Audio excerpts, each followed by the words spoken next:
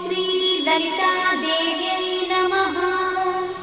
श्रीललितासहस्रनामस्तोत्रम् ध्यानम्।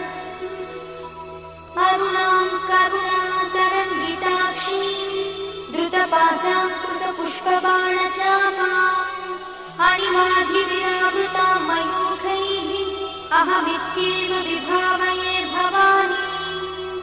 ध्यायेत् पद्मासनस्थां विकसितवदनां पद्मपत्रायताक्षीं हेमाभां पीतवस्त्रां करकलितलसद्देव पद्माम्बराङ्गी सर्वालङ्कारयुक्तां सततमभयदां भक्तनम्रां भवानी।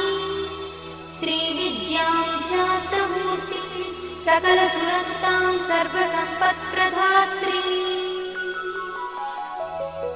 श्रीमाता श्रीमहाराज